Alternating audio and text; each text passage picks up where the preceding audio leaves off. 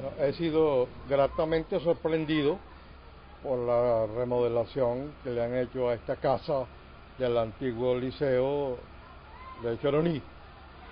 Un trabajo inmenso el que se ha realizado, y lo mejor es que ahora va a haber sala de exposiciones, va a haber una muestra de fotografías históricas de Choroní, Puerto Colombia, para exposiciones de artes visuales, y también como un centro de documentación de la historia de Choroní, lo cual lo supliré yo con algunos materiales más los que pueda conseguir los funcionarios de la Casa de la Cultura. Pero de momento me parece que es una excelente idea y estamos prestos a cooperar en todo lo que esté a nuestro alcance. Éxito rotundo y que sigan adelante.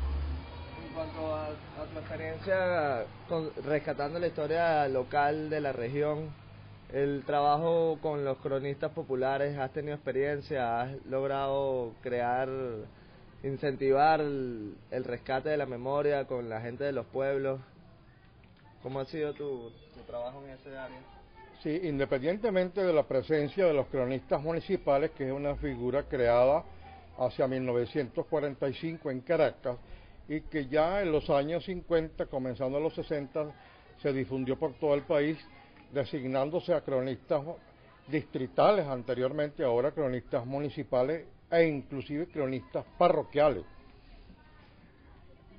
Choroní es una parroquia del municipio Girardot, pero también debería tener un cronista oficial que trabaja a la limón con el cronista municipal, que en este caso soy yo, para realizar un trabajo.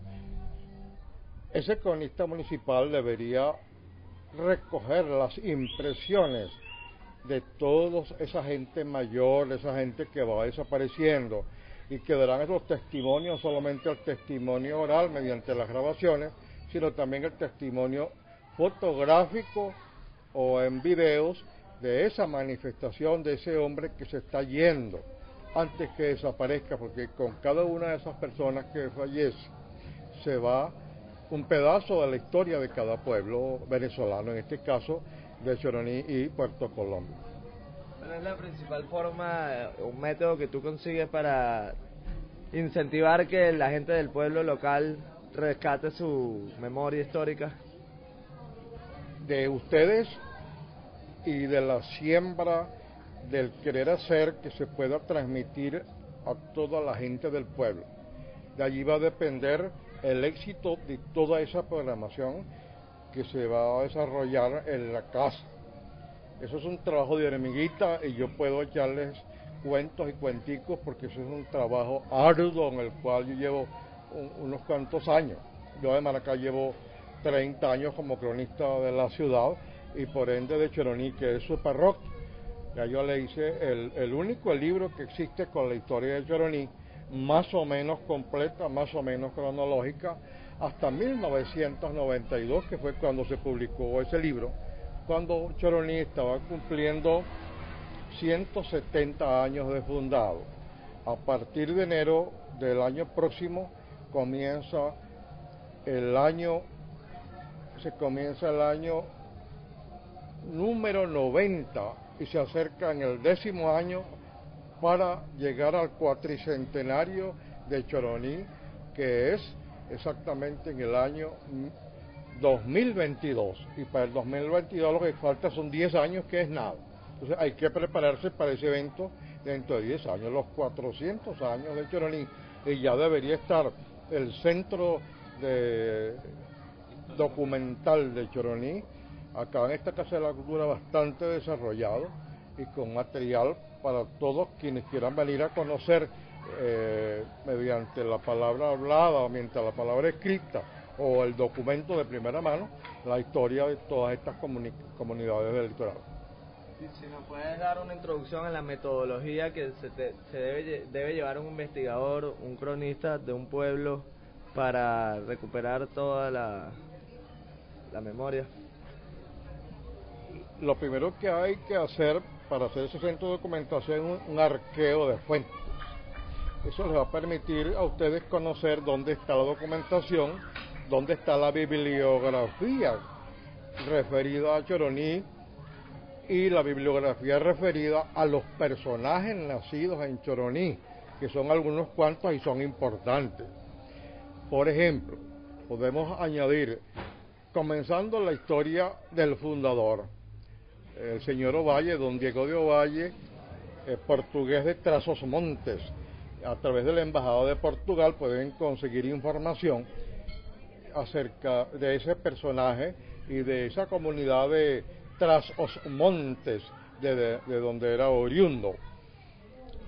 Acá mismo en el pueblo, tanto en Choroní como en Puerto Colombia, establecer contacto con esos personajes que aún quedan, que pueden suministrar información, los cultores que todavía quedan del tambor, de la artesanía, de la burriquita, de la gastronomía variada de la comunidad. Bueno, de todo eso se necesita la bibliografía que hay. Luego que esté todo eso recopilado, organizar el archivo sistemático con la ayuda de técnicos en la materia para tener todo ese material archivado y que los investigadores puedan venir, sentarse cómodamente y cuando usted le pregunte, mire, yo quiero que me den un material sobre el cacao o sobre cómo se elabora la funga, ya ustedes saquen una ficha, aquí está qué es la funga y cómo se elabora y para qué sirve. Y así sucesivamente la historia de Meterio Liendo, el herpista, la historia de Paulo Ayala con su burriquita, la historia del general Nicolás Palma y del general Manuel Funes, que eran los caudillos locales de Choroní, la historia de la Madre María de San José, que era de Choroní también, la primera beata venezolana, que pronto seguramente será santa, la historia del exquisito tenor Fernando Hacha Michelena, nacido en Choroní, destacado tenor que tenía en su mente nada menos que 20 óperas de los belcantistas del siglo XVIII y del siglo XIX, las tenía en su memoria, entre otras Aída, la ópera Aída. La actriz Carmen Palma, que es una actriz contemporánea que tiene pocos años de muerta, destacada actriz de las tablas venezolanas. El poeta José Antonio Maitín, que aunque no era de Choroní, pero aquí transcurrió la mayor parte de su vida arrebujado en su casa de Choroní y en su hacienda El Parnaso, donde escribió exquisitas poesías que hoy en día son el brillo del romanticismo literario venezolano del siglo XIX. Y aquí en Choroní murió y está enterrado en la iglesia local, José Antonio Maitín. Y por supuesto los cultores más recientes, modernos, que todo eso tiene que estar agrupado en un archivo metodológicamente bien estructurado y en una biblioteca especializada sobre Choroní y sobre la costa, porque Choroní no es una isla sola, Choroní también es Chuao y es Cepe, pero también es Cuyagua y es Ocumare de la costa, y es Puerto Cabello, o sea, todo algo global. Entonces, esas son algunas de las ideas que yo les estoy dando para lo que puedan hacer aquí. Vamos ya como con esto de la conmemoración del bicentenario que estamos en este año que está corriendo, el papel que jugó Choroní durante la independencia. Bueno, sí. Quítalo. ¿Es donde es eso? El muchacho que está gritando, sudame. Sí, pero queda de fondo, no queda tan... Bueno, durante la independencia, Choroní también tuvo participación. En julio de 1816 el Libertador estuvo en Ocumare de la Costa, en Choroní y en Chuao. Tanto en Choroní se le incorporó al ejército libertador un grupo de esclavos y también de blancos que de hecho quedaron liberados de la esclavitud. Lo mismo ocurrió en Chuao.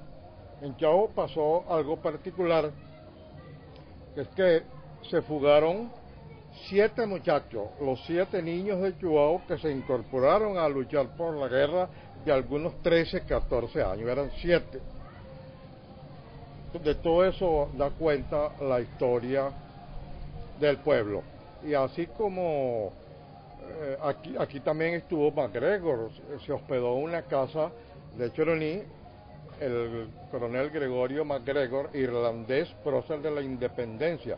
De aquí se fue por el sendero que conducía a Maracay en esa época, y allá en Maracay tuvo un combate que ganó contra el realista Quero en lo que es actualmente la urbanización El Castaño. De allí siguió vía el Valle de Aragua y por el Pau de Zárate, por la Victoria, cayó a San Sebastián y por allá a Los Llanos. Y por ahí cerca de Chaguarama, de las Mercedes del Llano, aunque las Mercedes no existía como pueblo, también hubo otros encuentros con los realistas, donde también estuvo victorioso. Personaje aventurero, del cual hay varias biografías escritas, pero muy interesante. Gregor MacGregor, o Gregorio MacGregor, de origen irlandés.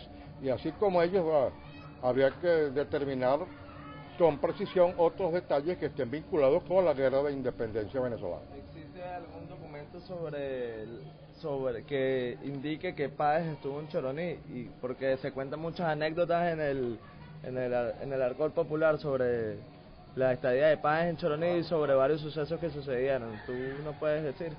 Páez estuvo en Choroní, vivió en Choroní, y tengo dos hipótesis con relación al lugar de nacimiento de su amante, de su mujer,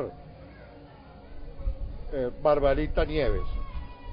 Yo de primer momento pensaba que había nacido en Choroní, Barbarita Nieves, porque el apellido Nieves también es muy frecuente acá. Y debo decirles algo, lo voy a adelantar, aunque lo voy a decir en mis palabras en el discurso inaugural, que por aquí, por el puerto de Choroní, desembarcaron un tremendo piano de cola para que Barbarita, que era música, tocara el piano y cantara. Y el propio general Páez, que es un hombre que se cultivó en la literatura, en el arte, tradujo a Napoleón del francés, nada menos. Un hombre que 15 años atrás estaba lavándole las patas, como dice él en una de sus frases, lavándole las patas a Manuelote, el dueño del Hato La Calzada en Barina. Un hombre con una gran disposición por culturizarse. Y acá en Choroní fue muchas las veces que tocando al piano su mujer Barbarita Nieves. Páez interpretó algunas arias de óperas con su voz de barítono que tenía. Es un personaje muy interesante. Y aquí que estuvieron casas en Choroní. ¿Dónde? No se sabe, habría que determinarlo. O debió ser en alguna del centro de Choroní. Si en este momento nosotros quisiéramos organizar un concurso y quisiéramos darle un nombre a ese concurso de un personaje importante para la localidad, ¿qué personaje propondrías tú como nombre? ¿Para qué? ¿Para qué? Bueno, yo sugeriría, y creo que se lo planteé por allí alguno, José Antonio Maitín, que es un poeta nacional, y Fernando Michelena Hacha, que es tenor internacional también, inclusive él murió en Nueva York, porque ya la Madre María, bueno, tiene homenaje por todos lados. Entonces, esos dos personajes nacieron en Choroní, Fernando Michelena Hacha y José Antonio Maitín, aunque no era de Choroní, pero él está vinculado a Choroní, le cantó en sus poemas a Choroní, donde lo trató el blando Choroní. O sea, una figura muy poética, el blando, o sea, que para él era una gran blandura el pueblo. Y imagínense ustedes cuando Choroní no tenía esta varaunda actualmente de licores, de turistas y cosas, un pueblo completamente tranquilo. Yo también lo conocí así, un pueblo tranquilo, ya es muy diferente a como era 40 años atrás. Entonces serían los dos nombres que yo sugeriría para el nombre de la cataloga. Bueno, muchas gracias por tu colaboración, te agradecemos en nombre de la comunidad y por parte de nosotros que estamos haciendo el trabajo, tu colaboración. En resumen,